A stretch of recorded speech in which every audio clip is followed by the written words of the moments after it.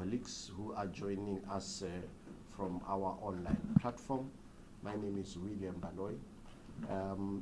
We are going to invite the Minister in the Presidency, Minister Ntshavheni, who will be giving us the post-cabinet briefing in terms of what was discussed. Joining me here, it's in French, it's Rachel, but in English, it's Rachel, who will be our sign language interpreter. And in the sign language, Rachel, it's like this is spelled this way. And then Minister in the Presidency, Minister Ntshavheni, I was taught, Minister, that you are spelled this way. They were there explain what's that meaning. Minister, we are all yours. Thank you.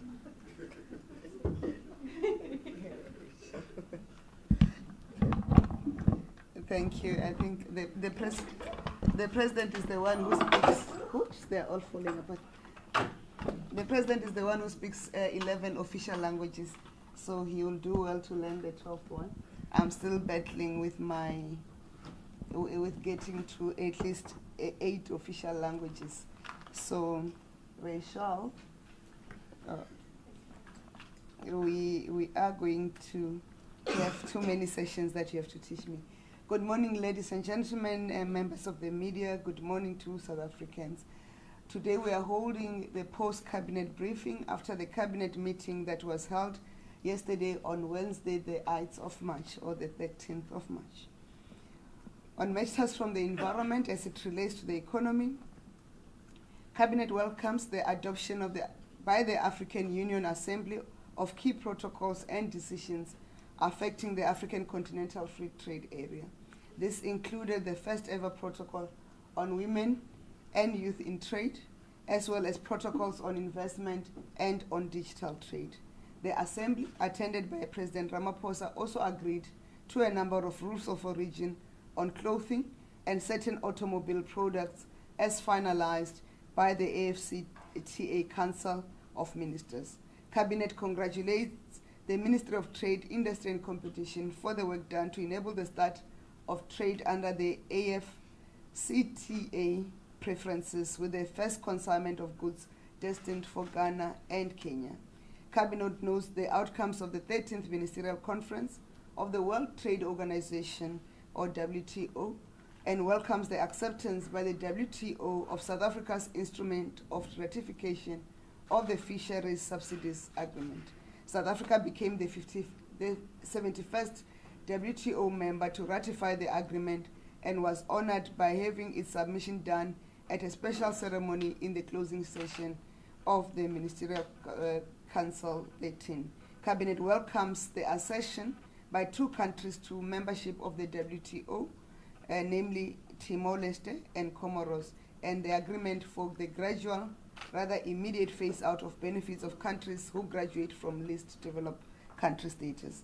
Cabinet notes with concern the number of key development goals of African countries that were not concluded due to opposition by larger and developed economies. This relates to policy space for industrialization by developing countries, an agriculture agreement that provides greater access to developed country markets and opportunities for farmers in the global south, and further measures to avoid overfishing and steps to roll back unilateral and unjustified green protectionism measures such as carbon border adjustment mechanism of the European Union. Cabinet also knows the visit undertaken by the People's Republic of China, Cabinet also knows the visit undertaken to the People's Republic of China by the Minister of Trade, Industry and Competition to drum up support for new investment in South Africa's manufacturing, including the auto value chain.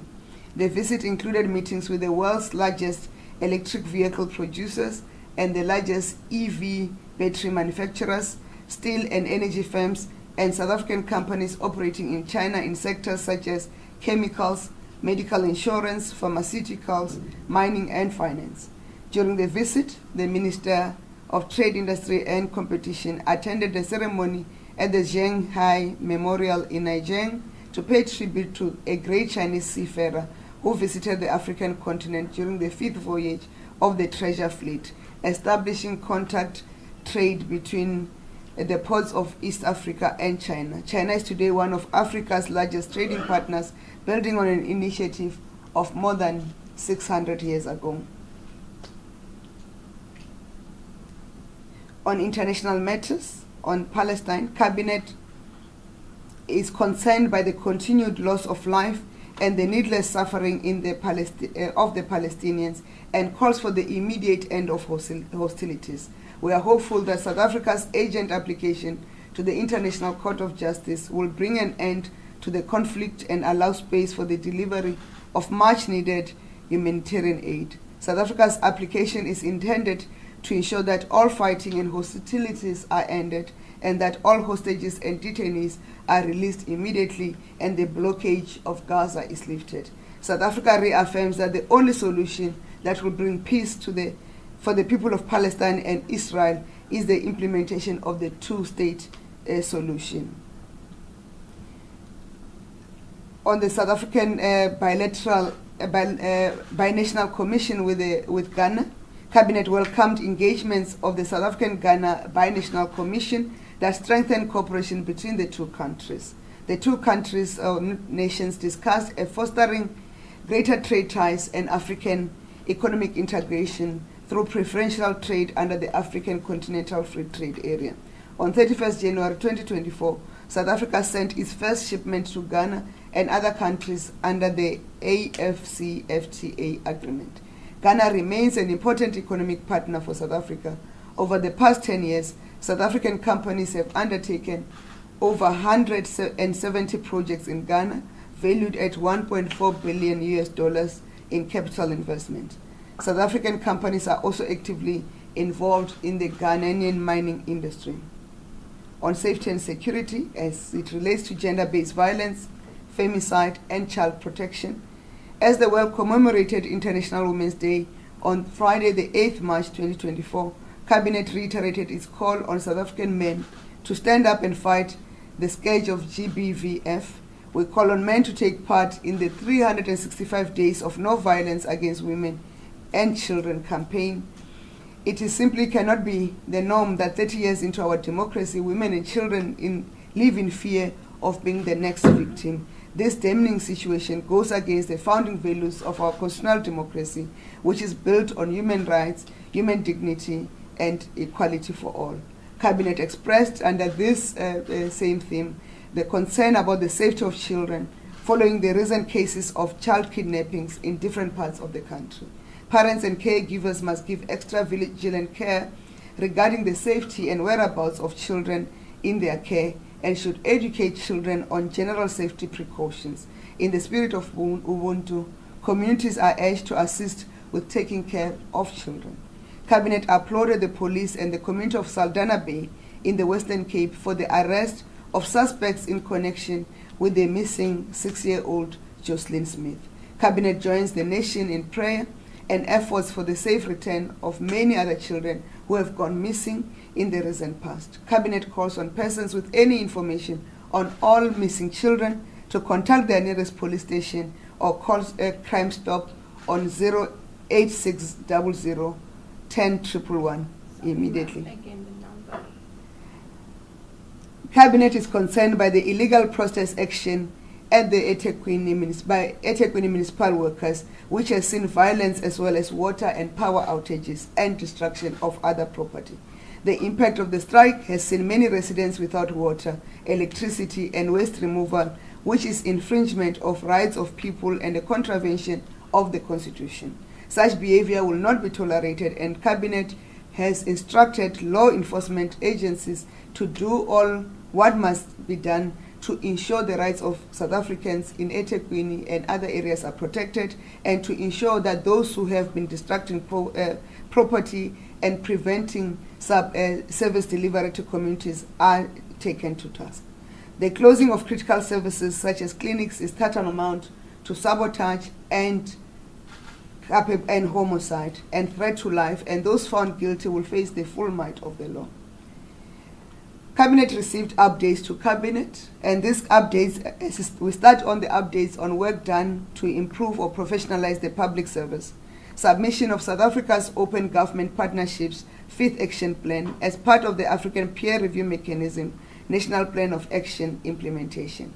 Cabinet was updated about South Africa's submission of the Open Government Partnership 5th Action Plan as part of the African Peer Review Mechanism National Plan of Action implementation under the theme Consolidating the Revival of the OGP Process in South Africa.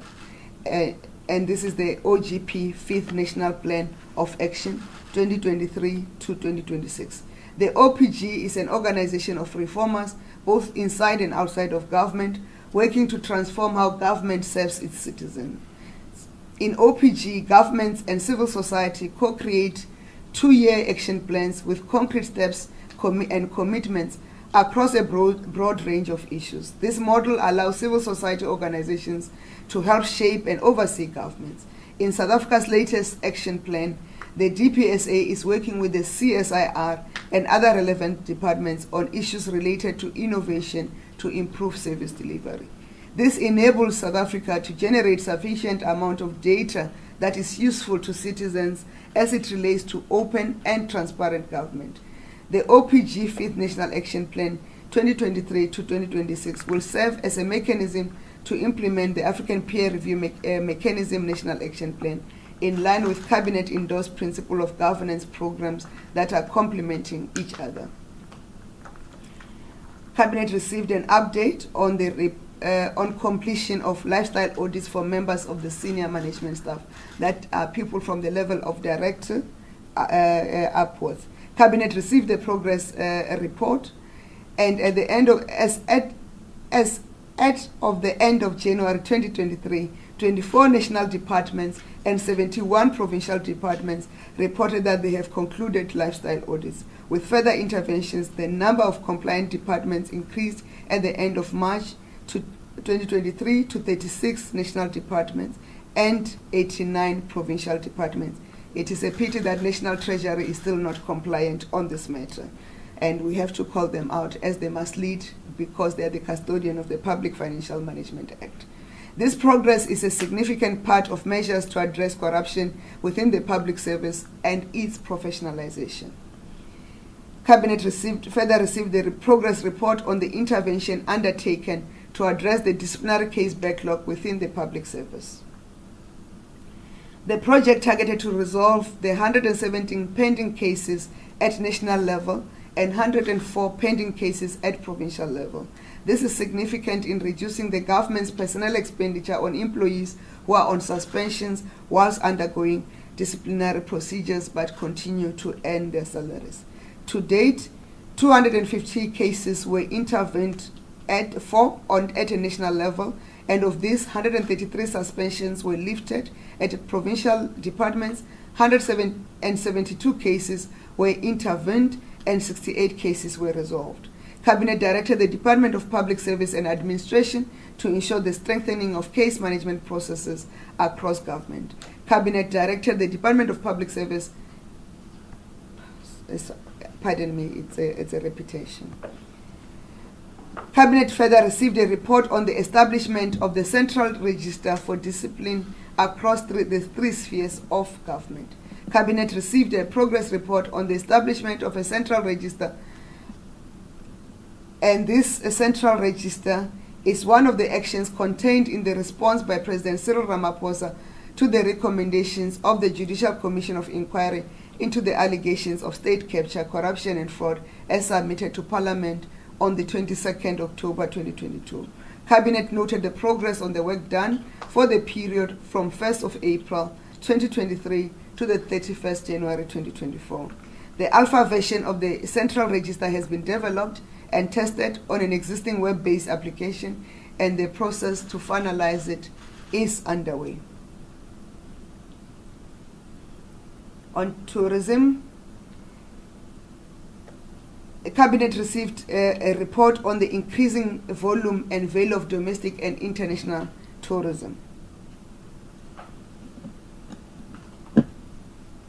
The recent official release by Stats SA of the international arrival figures from January to December 2023 underscores the rising momentum of South African tourism sector as the international tourist arrivals for this period totaled 8.5 million, a remarkable increase of 48.9% compared to the same period in 2022. Cabinet also received a progress report on addressing backlogs on the tour operator licenses.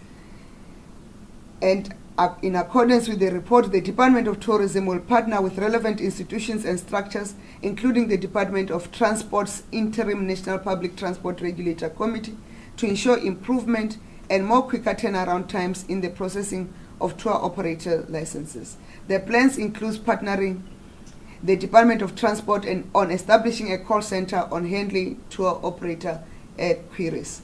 In addition, the Department of Transport has issued a directive for traffic officers not to arrest or compound vehicles of tour operators that do not have up-to-date tour operator licenses due to the backlog. On education, the Cabinet received a progress report on the progress towards the establishment of the University of Science and Innovation in Ekurhuleni and the University of Crime Prevention and Policing Studies in Hammanskraal. Of course, the naming will change as the universities come into being. This initiative is aimed at both alleviating the shortage of institutions of higher education and ensuring that higher education and training is responsive to trained graduates that are equipped to deal with the socio-economic needs of the country. On agriculture and land reform and rural development, today they're starving me of water. Cabinet received a report on the development of the cannabis and hemp sector and the cannabis master plan. And this is part of government strategy to industrialize the cannabis sector. The aim is to provide a framework for the establishment, growth and development of the cannabis and hemp industry in South Africa in order to contribute to economic growth, poverty alleviation and job creation. In 2020, the Minister of Health approved changes to the scheduling of cannabis plants under the Medicines and Related Substances Act, and the Minister of Agriculture, Land Reform and Rural Development declared hemp as an agricultural crop in terms of the Plant Improvement Act of 1976. The Agricultural Research Council continued to develop hemp varieties with the support of the Department of Agriculture, Land Reform and Rural Development to make the seeds available for 2025 planting season. So there is hope for the rural women of the Eastern Cape, KZN, and Limpopo and other areas where they are planting hemp.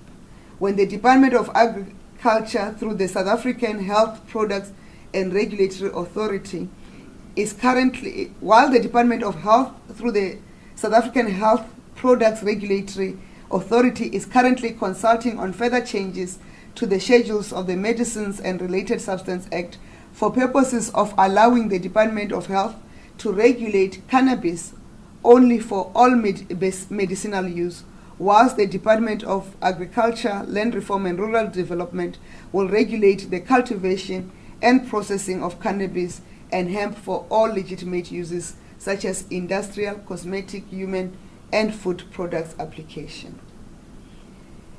And the target is to have this finalized by 2025 in line with the availability of the hemp variety. A report on the vaccine production capability at Ondersport Biological Products and the Agricultural Research Council. Cabinet received an update on the progress made on vaccine production capability at Ondersport Biological Products and the Agricultural Research Council for purposes of ensuring that vaccines are available to prevent and control animal diseases that impact food security, human health and livelihoods. Cabinet was notified of the plans to fast-track the timeframes for the commencement and finalization of the construction phase of the new foot and mouth disease facility to restore South Africa's capability to prepare foot and mouth disease vaccines from relevant strains for annual vaccination campaigns and use during outbreak emergencies.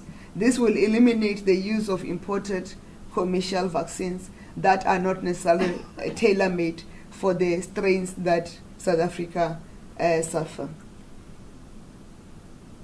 Cabinet also received progress report on the acceleration of the implementation of land reform. And the acceleration of land reform program is an outcome of the accepted recommendations of the Presidential Advisory Panel on Land Reform and Agriculture that presented its report and recommendations to Cabinet in 2019. The various land reform acceleration programs continue to be implemented, and the progress was reported to Cabinet as follows. Through the provisions of the Transformation of Certain Rural Areas Act of 1998, of 1998, 167 hectares of land have been transferred. Through the rapid release of state land the rapid release of state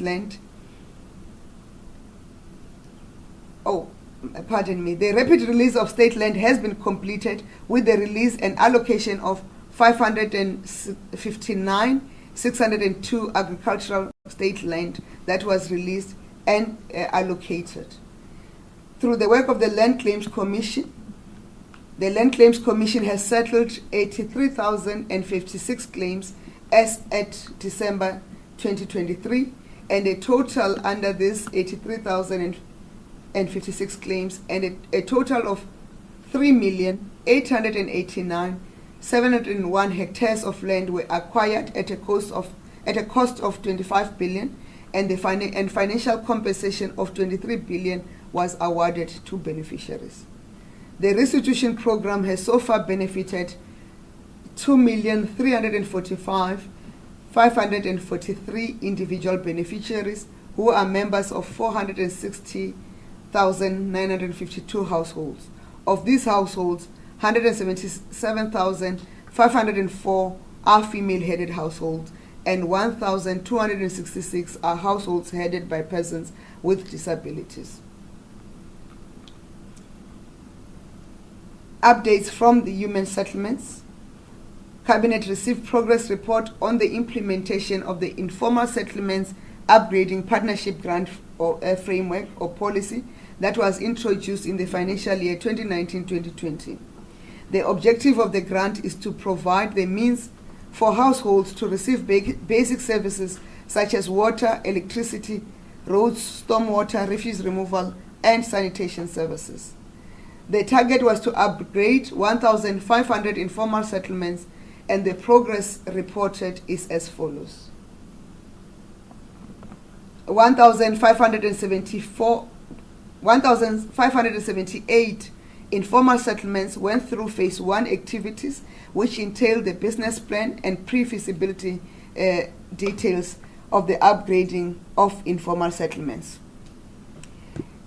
And 1,497 informal settlements went through phase 2 activities, which focused on security of tenure and includes the acquisition of land and installation of interim services, which are basic water and sanitation services, pending the formalization of the settlement.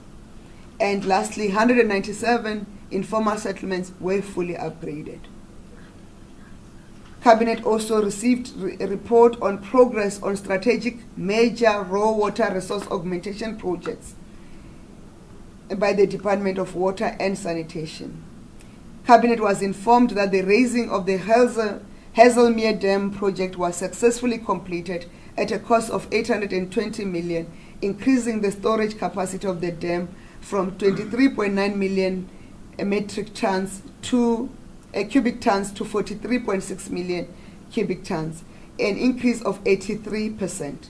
To enable this additional stored water, this will enable additional stored water to be treated and supplied to the city of eThekwini, and that Umgeni Uthukela Water Board has completed a project to increase the capacity of the Hazelmere water treatment works from 55 to 75 millimeters per day. I'm sure there's a problem with that number. At a cost of 135 million rands. It will further increase the capacity of the treatment works to 90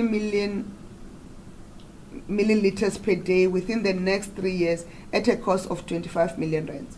The Umzumbubu water project.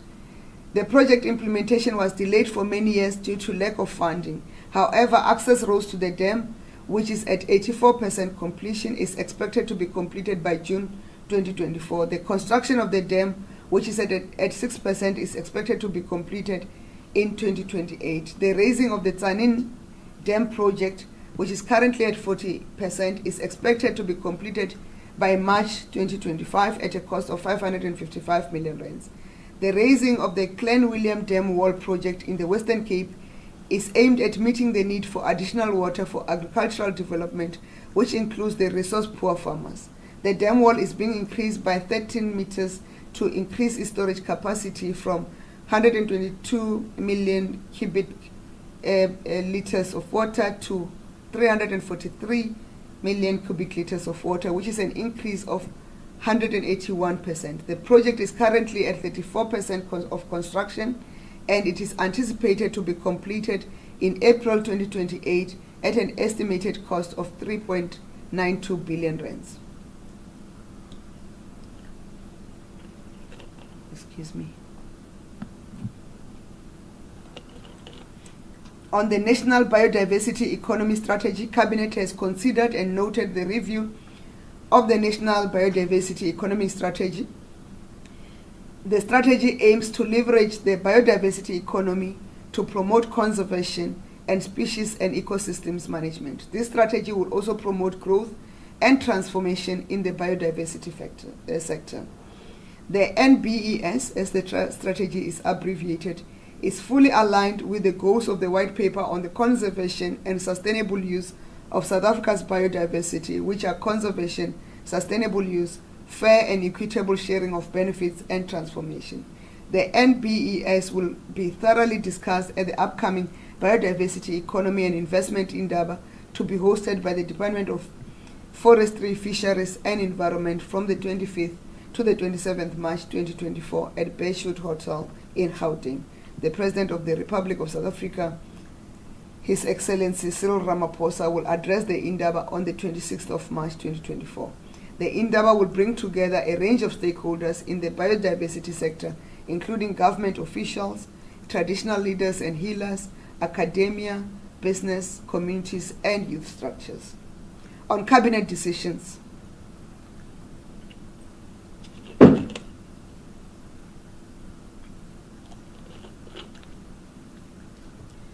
First is the establishment of the United Nations Habitat Country Program and Office in South Africa. Cabinet approved the establishment of a UN Habitat Country Program and Office in South Africa. The establishment of a Habitat Country Program will support South Africa's national priorities of spatial transformation, urban development, housing, and sustainable human settlements. The program will provide sustainable global expertise and advice, access to leading knowledge resources, and multiple partner interventions for safer, resilient, inclusive, prosperous, and connected human settlements, as envisaged in the National Development Plan and the draft white paper on human settlements. UN Habitat will provide policy, program, development, capacity building, and training support, and implement specific projects in collaboration with all relevant stakeholders. Second decision is the National Policy on Comprehensive Producer Development Support. Cabinet approved the National Policy on Comprehensive Producer Development Support for implementation. The policy's main objective is to regulate and guide the provision of support measures to various categories of producers, thereby contributing to the restoration of the natural resources, a sustainable, transformed, and competitive agricultural sector. It further aims to guide government's interventions and support that is provided to various categories of agricultural producers. Producer support programs in the country are currently fragmented and are allocated at various institutions of government. The new policy is therefore designed to bring together producer support from both government and private sectors in a manner that is coordinated. The policy proposes measures to build the capacity of producers and officials in the agricultural sector and introduces environmentally friendly production practices. This is to ensure that South Africa protects and improves the use of scarce natural resources such as land, water, biodiversity, and genetic resources by advocating for and supporting environmentally friendly agricultural production. The policy further makes proposals to introduce targeted financial support such as grant funding and loans to address the needs of producers. These interventions will reduce inequality and improve participation of black producers in the agricultural value chain. Members of the public can access the policy on the www.dalrrd.gov.za. That is the website of the Department of Agriculture, Land Reform and Rural Development. On industry waste tire management plan, Cabinet approved the industry waste tire management plan for implementation. This follows a comprehensive multi-year development process which included various rounds of public consultation. The industry waste tire management plan provides a plan to divert 100% of new waste tires from storage, while simultaneously also targeting the processing of existing stockpiles. This will be done through the development of additional waste tire processing capacity, which will be supported by government through market development initiatives. Waste tire collections will also be expanded, supported by more efficient and effective management of transport and depot operation services by regional implementers. The industry waste tire management plan also provides for additional entrepreneurial opportunities for township SMMEs in line with the National Township Economy Revitalization Policy and its implementation plan, with its strong focus on youth, women, and persons with disabilities. These opportunities include planned expansions of micro collection and micro depot networks across all 9 provinces. SMMEs will be supported by the Department of Forestry, Fisheries and Environment and the Department of Small Business Development to take advantage of opportunities stemming from the expansion and more effective delivery of waste tire value chain. The MOU between the 2 departments on SMME support will be expanded to specifically include waste tires. The plan is available on the website of the Department of Forestry, Fisheries and Environment on www.dffe.gov.za. On the termination of SAA deal with strategic equity partner Takatso, Cabinet supported the termination of SAA partnership with Takatso. This follows almost 3 years of negotiations and talks between Takatso and the Takatso consortium and government. With a public asset, government had to prioritize the fair value and the public interest and ensure that the public interest is served. SAA assets are now worth far more than they were during the COVID-19 pandemic when Takatso was selected as the preferred bidder. SAA will continue to operate as a government-owned entity and is in a position to continue to operate in its current form for the short to medium term. On 30 years of freedom and democracy, Cabinet approved the concept plan and campaign to implement 30 years of freedom and democracy, both domestically and internationally. South Africa is marking 30 years since its historic election of the 27th of April 1994, and there will never be any other elections that will be similar to the elections of the 27th of April 1994. The commemoration of this milestone in the trajectory of our developmental democracy requires a government-wide and country-wide approach. The campaign to celebrate 30 years of freedom and democracy aims to mobilize the country to celebrate the gains and achievements and the milestones of 30 years of democratic rule and living in a free and democratic society, and to highlight the achievements of the democratic government since 1994, and to highlight and profile the progress of individuals, communities, and business within the country, which has enabled which was enabled by the democratic dispensation. The campaign focuses on 4 pillars, which are the people, the government, the community at large, and the national celebrations.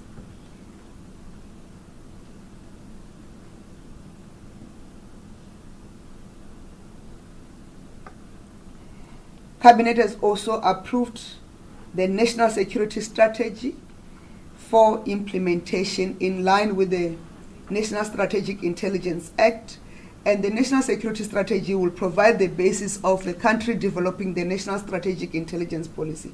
Cabinet further approved the National Intelligence Estimate and the National Intelligence Priorities as submitted by NICOC for implementation. Of course, we will not release the details of that. We'll release after consultation with the other national intelligence structures, the version that are not sensitive to national security interest. On bills, Immigration Amendment Bill of 2023, Cabinet approved the submission of the Immigration Amendment Bill of 2023 to Parliament, and the purpose of the bill is to give effect to the Constitutional Court's judgment delivered on 29 June 2017 and 30 October 2023 respectively. The bill seeks to address the two Constitutional Court judgments by amending Section 34(1)(b) and (d) of the Principal Act so as to ensure that any illegal foreigner detained under Section 34(1) of the Principal Act is brought before a court in person within 48 hours from the time of his or her arrest in order for the court to determine whether it is in the interest of justice to order further detention for purposes of deportation. The bill addresses the interest of justice criterion to be applied by the immigration officer and the court. On upcoming events,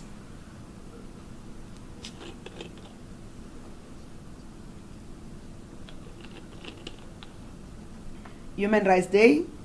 The commemoration of the National Human Rights Day will take place at the George Tabbe Stadium in Sharpeville, Gauteng, on Thursday, the 21st March 2024. The National Human Rights Day commemorates the Sharpeville massacre of 1960 and other massacres that followed, where peaceful protesters marching against discriminatory past laws were fatally shot by the apartheid police and others were wounded. Hosting the event in Sharpeville symbolizes government's commitment to honor the sacrifices made by those who fought and died for our liberation in Sharpeville and other communities throughout the country. On the National Conference on Human Rights in South Africa,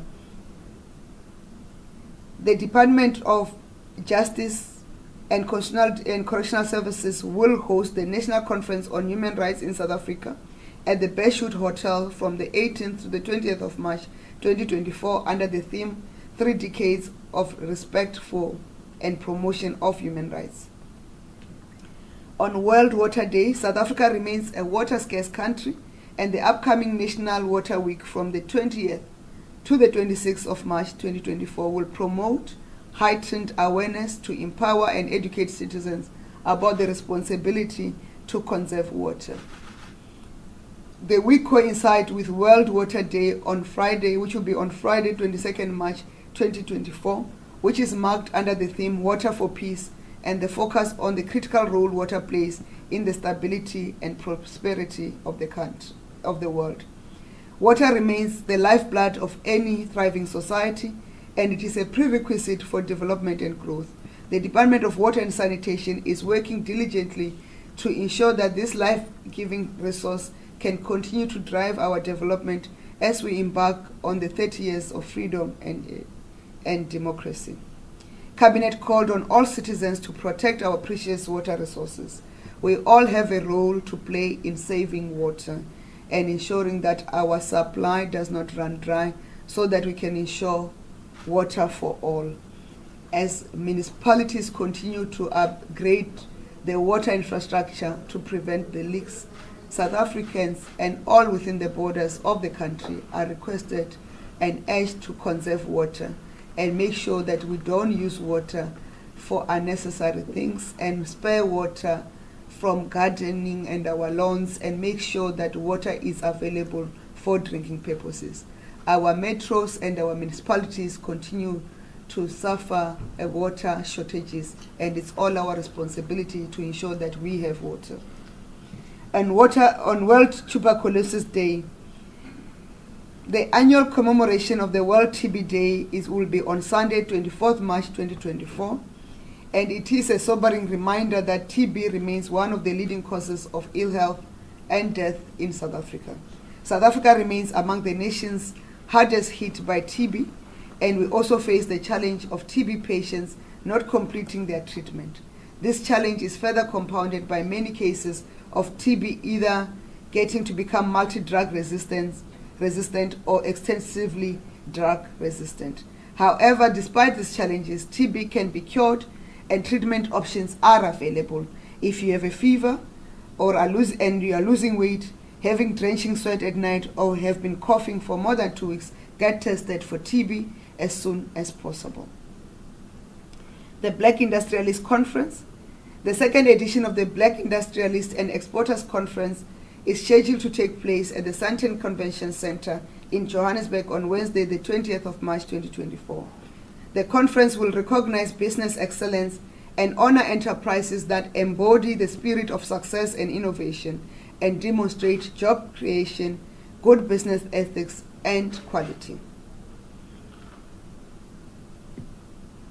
There is also a conference on the infrastructure. Will provide the details with the updated statement, which will be hosted by the Department of Public Works and Infrastructure. On appointments, all appointments are subject to the verification of qualifications and relevant security clearances. Cabinet approved the appointment of Ms. Tato Ramaili as Chief Executive Officer of the Property Practitioners Regulatory Authority. On the appointment of members of the Legacy Board of the Merging Central Energy Fund entities, and they said they will find a new name of the entity. Cabinet approved the appointment of Ms. Unati Figlen as the chairperson, Mr. Tembinkosi Bonakele as a member, Mr. Petrus Fusi, Mr. Llewellyn Delport, non-executive director, Ms. Ditsietsi Morabe, Group Chief Financial Officer, and Ms. Brenda Moache as Group Legal and Compliance Executive as members of the board. Appointment of members of the South African National Petroleum Company. Cabinet approved the appointment of the following: Mr. Sipho Mkhize as the chairperson, Mr. Phumzile E. Kedama, Ms.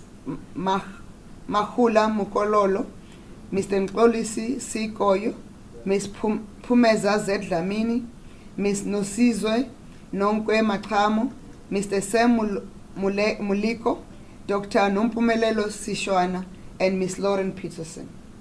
On messages of congratulations, Cabinet extended its congratulations and well wishes to Dr. Phil Mujora, the Director General of the Department of Science and Innovation, for being awarded the Presidential Award during the 10th Annual South African Medical Research Council Merit Awards held in Cape Town on Thursday, 7 March 2024. He was honored for his visionary leadership in promoting science in South Africa and abroad, and Dr. Mujara is going to his retirement. Professor Busani Ntshavheni, the principal of the National School of Government, for being elected as the Secretary General of the African Management Development Institutes Network. And the National School of Government is doing phenomenal work both in the Republic, in professionalizing the public service, but also within the SADC region, that they are working with other governments to make sure that the public service within the region are then also professionalized. Cabinet wished to congratulate Team South Africa for beating New Zealand in the final of over 40 Cricket World Cup in Cape Town on Friday, 1st March 2024. There was also a decision not to talk about the derby results of the weekend. Also, Cabinet congratulates Mr. Sean Maswanganyi, South African sprinting sensation, who set a new South African record in the men's 200 meters short track at an indoor track and field event in Texas over the weekend. Maswanganyi clocked 20.41 seconds to eclipse the record previously held mark of 20.45 seconds by Qilinqilili Titi, which had stood since 2015. Cabinet wishes to congratulate Dr. Kari N. Minar, internationally acclaimed South African doctor, and her colleagues from the Wits Donald Gordon Medical Center University. Their breakthrough research in cervical cancer will bring hope to millions of women, not only South Africa, but across the globe. Cabinet wishes to congratulate Dr. Johan Rassi Erasmus for an honorary doctorate bestowed upon him by the University of Northwest. On condolences, Cabinet wishes to express its condolences to the family and friends of Professor Edward Webster, 82, the leading sociologist, academic, and labor activist who held various teaching and research positions in some of the country's leading universities. He was instrumental in training several generations of left-wing scholars, many of whom are now leading academics, trade unionists, researchers, and policy analysts. Cabinet extends its condolences to the family and friends of the 13 people who lost their lives in the collision involving a bus and a truck at the Hex River Mountain Pass in the Western Cape on Saturday, 9th March 2024. Cabinet wishes to extend its condolences to the family and friends of Ongeziwe Kamlana, the 17-year-old grade 12 learner at the Fezeka High School in Gugulethu, Cape Town, who went missing on Saturday, 17 February 2024, and a charred body was later found inside a bent-down bungalow in Case River. Law enforcement agencies are working to bring to book those who are responsible for the death of Ongeziwe Kamlana. Cabinet also wishes to extend its condolences to the family and friends of Professor Moraro Doyoyo, a leading scientist, researcher, and innovator who has passed on and will be laid to rest this weekend. May their souls rest in peace. Thank you.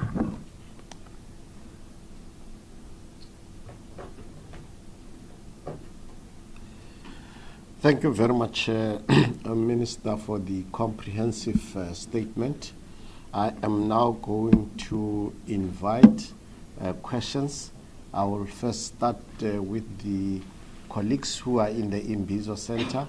The normal routine is you introduce yourself in the media house, and then you go to the question. I'm not sure where should I start, but let me start with the lady, and then I'll go to the gentleman. Thank you very much. Good morning, Minister. Lindsay Dakin, Eyewitness News. Just on the Palestine matter for the ICJ, which you mentioned earlier. About 2 weeks ago, there were some concerns raised here in Parliament that Cabinet has still not discussed the National Assembly resolution regarding the permanent closure of embassies in South Africa and Israel respectively. Could you perhaps just give us an update as to why the resolution has perhaps not been discussed, or when it may be discussed, or indeed if it has been discussed in the Parliament? Thank you. Thank you very much. Morning, Minister. Paul Dekirotto from Bloomberg. Last night, the Minister of Finance announced an increase in the social relief grant of free rent to 270 rand per month. Was that actually a cabinet decision taken yesterday or recently? Because while we know it's been discussed, we don't know of an actual decision being taken sort of announced last night. Then secondly, on that point, where will the money come from? So because that isn't allocated in the national budget by the line item. Thank you. Thank you very much. Minister, I'm not sure, should we take the online ones, or you want to take this one?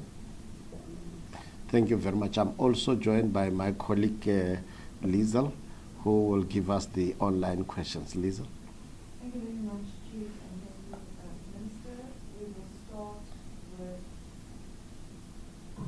We will start with Tapila's question from City Press. Can you please ask the Minister on Cabinet's response to the recent threats by the MK Party that there will be social unrest should the party not be on the ballot paper for the upcoming elections? What is Cabinet's official statement on threats of violence in light of the upcoming elections? Then Christian Duplessis from Network 24. Did Cabinet discuss the letters sent by the DA and the multi-party charter to the USA and other countries regarding the upcoming upcoming elections. Then Kulakani Magubani from Business Times asks, what options is Cabinet considering to provide capital to South African Airways now that the deal with Qatar has been terminated? How soon does government hope to implement such an option if one does exist? And then a final one from apologies, Minister. Kulakani Magubani, what options is Cabinet considering regarding South African Airways now that the deal has been terminated? And the last of these parts of the question is, how soon does government hope to implement such an option if one does exist? Then the final one comes from Arthur from Heart FM in Cape Town. Minister, last time you indicated that the Minister of Justice and Competent Governance and Judicial Affairs were going to hold discussions with the Western Cape government over the Powers Bill. Minister, can you please give us the status of those talks, and can you confirm if there were agreements reached? That is all from the WhatsApp line. Thank you.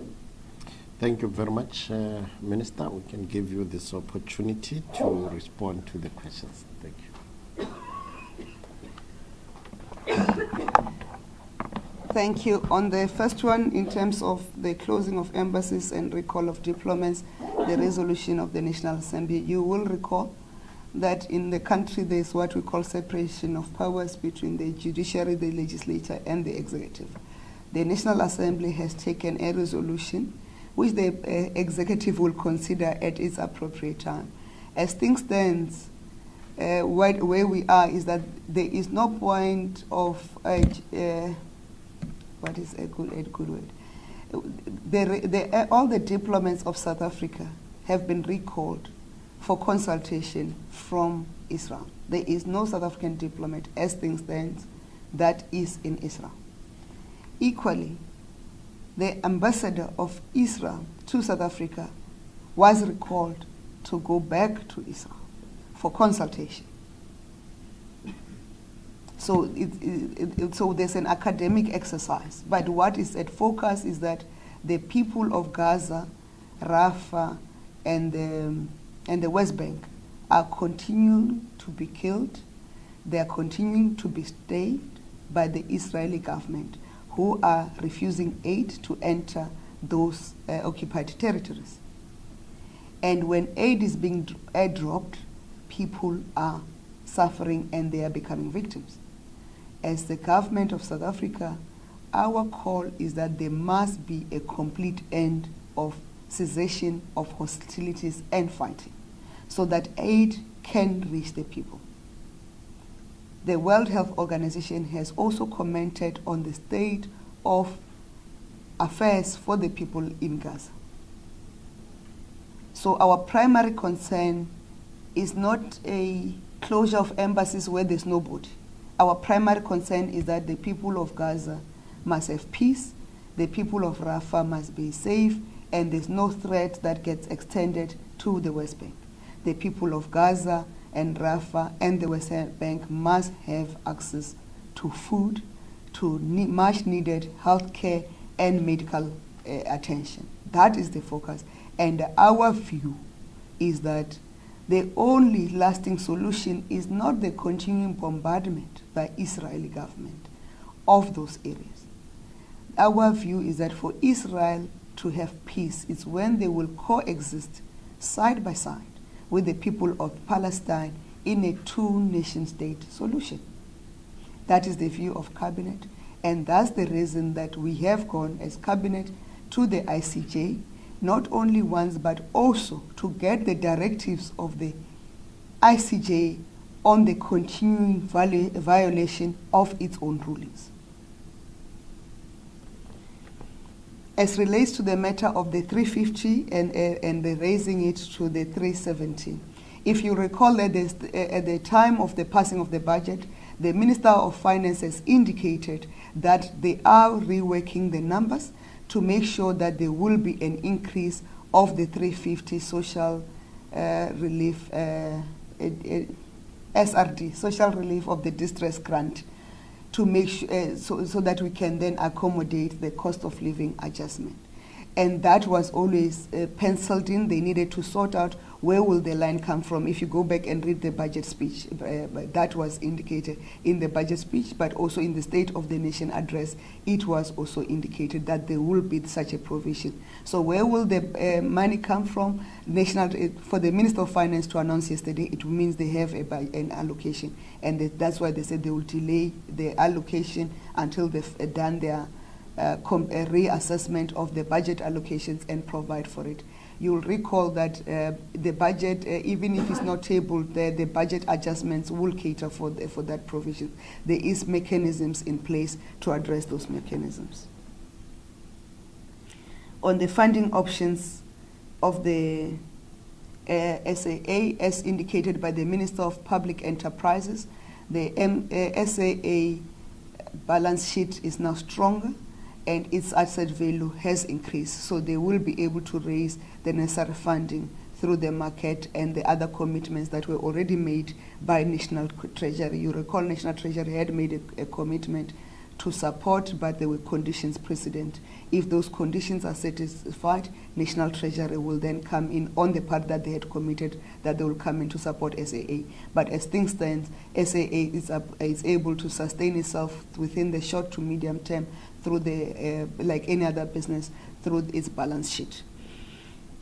In terms of the discussion between the Western Cape and the two ministers of COGTA and Minister of Justice, we don't have an update as yet, but what is adamant from the public utterances of the Premier of the Western Cape and the DA in the Western Cape is very clear that the Western Cape government is using electioneering for something that will never happen under the current constitutional arrangement, and the relevant national departments will have to activate the constitutional provisions to deal with attempts to secede and create a Republic of the Western Cape within a Republic of South Africa. There's only one Republic of South Africa. On the DA letter to the US, Cabinet did not discuss the DA letter to the US, but because there's no purpose of discussing the letter, we will not allow an undermining of the sovereignty of the Republic of South Africa. To invite countries who do not have themselves a participatory democracy at the level that we participate, to have countries that do not have observer participation mechanisms themselves, to have countries that are already denying their own citizens the right to vote. You know, there are states in the US that have curtailed rights to votes of certain people and all those. To come and observe and play big brother in South Africa, it will not happen. South Africa is a sovereign republic, and we have our own rules. We have our own observer mechanism, and this democracy has stood the test of time. And it has stood the test of time because we are having an electoral system or an electoral agency in the Independent Electoral Commission that has time and again shown their independence, their resilience, and their astuteness. We have been leading not only the continent, but the world in making sure that we deliver free and fair elections. And there has not been, except the other one that I'm going to talk about, there has not been intimidation, there has not been violations of people's right to vote in this country. We have a mechanism that is established. There is no one party that wants to become a puppet of another country that will diminish the sovereign right and the sovereignty of the people of South Africa. This freedom was not for free. This freedom was not for play. This freedom will continue to protect it in honor of those who died for it. And the right to vote in South Africa is sacrosanct for everyone and everybody. And that's why there are processes.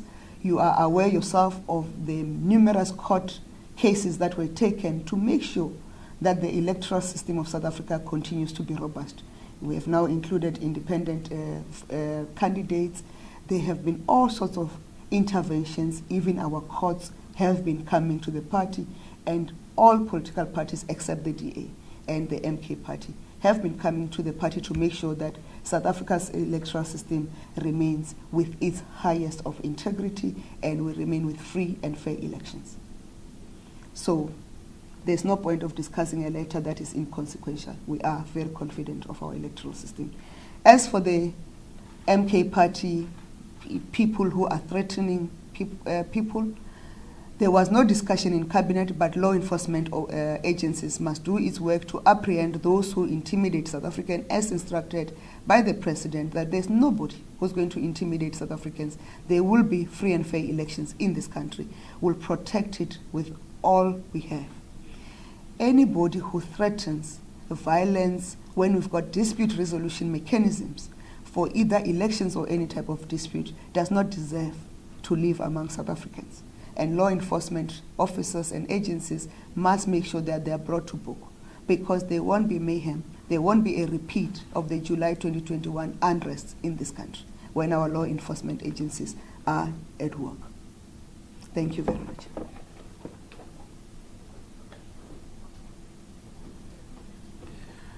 Thank you very much, Minister in the Presidency, Minister Ntshavheni. Let me check if we have follow-up questions in the House. Recognized? Sorry, my first one follow-up on SAA. Takatsu said yesterday in their statements, one of the major reasons why they wanted to pull out of the deal was due to the red tape. If they continued, they would face at least another year competition tribunal hearing. Is Cabinet concerned about the increase in red tape and cutting throats? I mean, there have been statements from the President saying he wants to streamline red tape processes, and especially for the private sector where they operate on the saying their time is money. So was that raised as a concern in Cabinet yesterday? Secondly, sorry, may I ask a couple more questions? No, you're welcome. Secondly, by my calculation, this is the second last Cabinet meeting of this administration. Has Cabinet discussed in any way what a new Cabinet structure would look like in the next administration? So what comes to mind are two issues. One is in the Presidency there are now 8 ministers and deputy ministers together, am I correct? Yeah, no. Correct. But it's quite a large number. And then also there's talk or plans supposed to be put out disbanding the Ministry and Department of Public Enterprise. Last year in December, the acting DG, they said plans are underway that by the 1st of April, that department would be gone.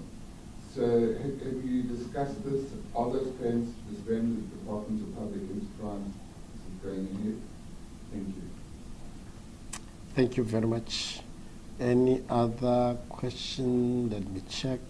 Liesl, do you have any? Thank you very much. I think, Minister, these were the last questions that we have, and you will then also close the media briefing. Thank you very much. Thank you. The Cabinet did not, there was no mention of red tape, and I'll explain why. So I want to deal with your question in 2 parts. The first part is whether Cabinet remains concerned about the red tape that business continues to confront whilst doing business in South Africa. Yes, and that's why there are measures to deal with red tape, and we continue to make interventions even when there are improvements.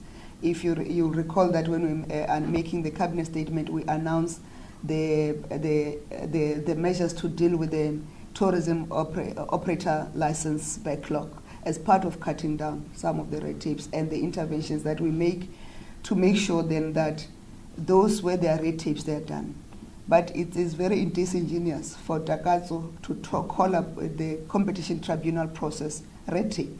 It is not red tape. It's part of the due diligence that is required to make sure that there is no monopolies, but there's also no unfair and uncompetitive behavior by business. So the competition tribunal process cannot be deemed as red tape, not at all. In addition, if you recall, when the Takatsu consortium transaction was being considered by the Competition Commission, they were told about what is the right term? I forgot the right term. Where they had a member or a director or a partner within the Takatsu consortium who was already running a competing airline, which is uncompetitive. So if those processes of the Competition Commission were not in place, it will mean then you could then put the Takatsu consortium, let's say the transaction goes ahead, and then there will be competition with lift and therefore who would they prioritize, LIFT or the SAA? And that's what, and we're not saying this because of government, but any other business, we will have to make sure there's no uncompetitive behavior, there's no cannibalization of the market by business. And the Competition Commission processes, including the Competition Tribunal process, is not red tape. There is red tape, and we continue to resolve the extent of the red tape. And on the cabinet structure, cabinet has not discussed the structure. But on the two questions, again, I want to explain the questions that you've raised. The closure of DPE is not talk of corridor.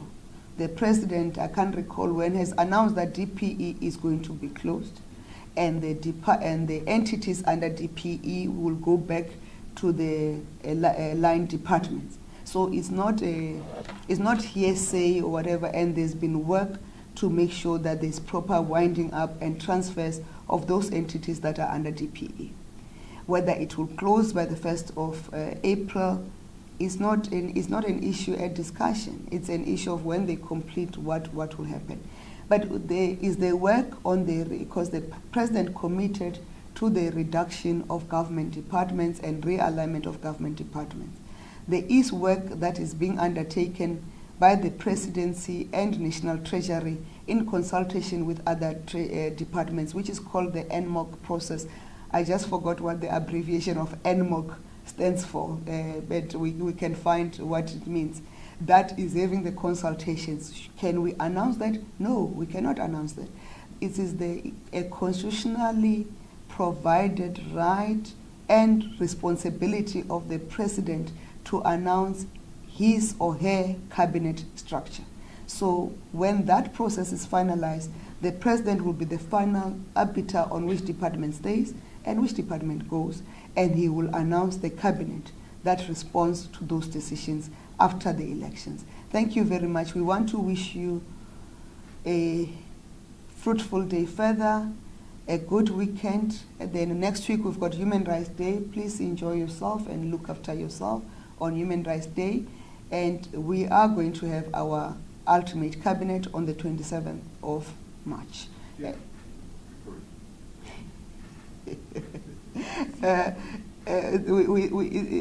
We are still going to determine, depending on the parliamentary program, we will determine. Remember, we host a cabinet depending on what we are required to do in parliament. If there are things that require us to be in parliament, we will be here. If there are no things that require us to be in parliament, we will be in Pretoria.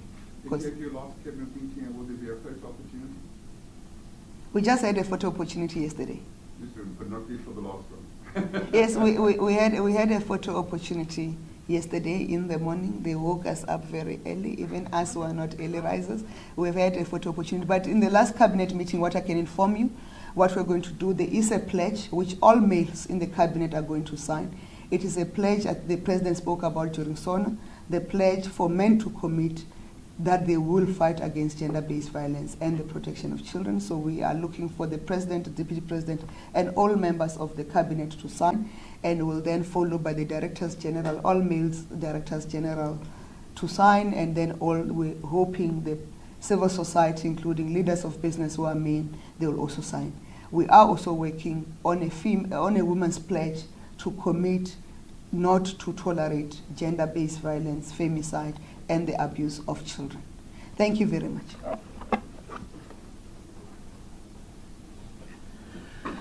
Thank you, Minister. Thank you, colleagues. That brings us to the end of this post-cabinet briefing. The final cabinet statement will be shared with you in due course.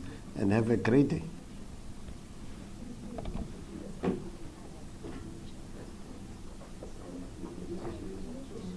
That was